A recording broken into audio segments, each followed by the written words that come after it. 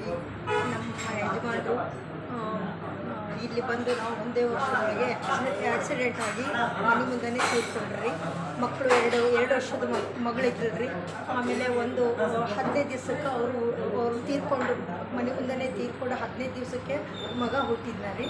ಮಗ ಹುಟ್ಟಿ ಆಮೇಲೆ ನಮ್ಮ ಅತ್ತಿ ಮಾವ ಎಲ್ಲರೂ ಸಪೋರ್ಟ್ ಮಾಡಿದ್ದಾರೆ ಮೇಡಮ್. ನನಗೆ ಸಪೋರ್ಟ್ಲಿಂದ ನಾನು ಇಲ್ಲಿ ಬರೋ ಕಾರಣ, ಹಿರಿಯರ ಆಶೀರ್ವಾದದಲ್ಲಿದ್ದು ಇಲ್ಲಿ ತಕ್ಕ ಬರೋ ಕಾರಣ. ಹಾಗೂ ನಾನು ಒಂದು ಫೈಟ್ ಮಾಡಿದ್ದಾರೆ, ಒಂದು ಸಾಧನೆ ಮಾಡಬೇಕು. ಹೆಣ್ಣು ಹೆದರಬಾರ್ದು, ಯಾವುದೇ ಕಾರಣಕ್ಕೂ ಹೆದರಲಾರದೆ ಮುಂದೆ ಬರಬೇಕು ಅನ್ನೋದೇ ಒಂದು ಸಾಧನೆ.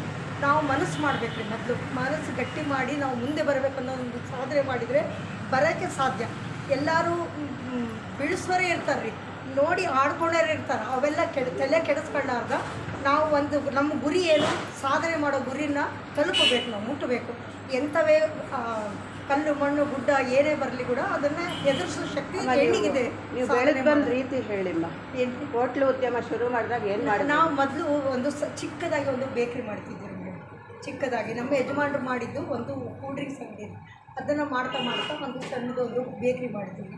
ಬೇಕ್ರಿಲಿಂದ ಇಲ್ಲಿ ಹೋಟ್ಲು ಬಂದಿದ್ವಿ. ಹೋಟ್ಲು ಮಾಡ್ತಾ ಇದನ್ನು ಸ್ವಂತ ಖರೀದಿ ಮಾಡಿದ್ವಿ. ಹೋಟ್ಲ್ ಸ್ಟಾರ್ಟಿಂಗಲ್ಲಿ ಏನು ಮಾಡ್ತಿದ್ವಿ ನೀವು? ಸ್ಟಾರ್ಟಿಂಗಲ್ಲಿ ಏನು ಮಾಡ್ತೀವಿ? ಬರೀ ಜೋಳದ ರೊಟ್ಟಿ. ಫಸ್ಟ್ ಸ್ಟಾರ್ಟಿಂಗ್ ಇದು ಹೋಟ್ಲ ಜೋಳದ ರೊಟ್ಟಿನೂ ಚಪಾತಿ ಊಟ ಮಾಡ್ತಿದ್ವಿ.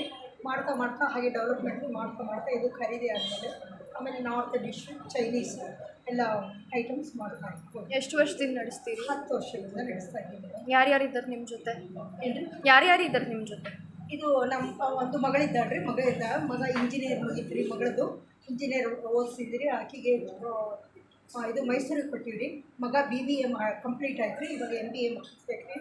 ಇನ್ನು ಅವ್ರಿಗೆ ಅಂದರೆ ಸ್ಟಡಿ ಮಾಡಿಸ್ಬೇಕು ಅನ್ನೋದು ಇದೆ ರೀ. ಸ್ಟಡಿ ಯಾಕಂದರೆ ಒಂದು ಸಾಧನೆ ಮಾಡ್ಬೇಕ್ರಿ. ಹೆಣ್ಣು ಮನಸ್ಸು ಮಾಡಿದರೆ ಆಗುತ್ತೆ, ಕಲಿಸ್ಬೇಕನ್ನೋದ್ರಿ. ಮನೆ ಕೂತ್ರೆ ನಡೆಯಲ್ಲ, ಪ್ರತಿಯೊಬ್ಬರು ಒಂದು ಸಾಧನೆ ಮಾಡ್ಬೇಕನ್ನೋದೇ ಒಂದು ಗುರಿ ಐತಿ. ಮತ್ತು ಹೋಟ್ಲಿಗೆ ಏನು ಹೆಸರು ಇಟ್ರಿ ನೀವು? Sai family restaurant. Sai family.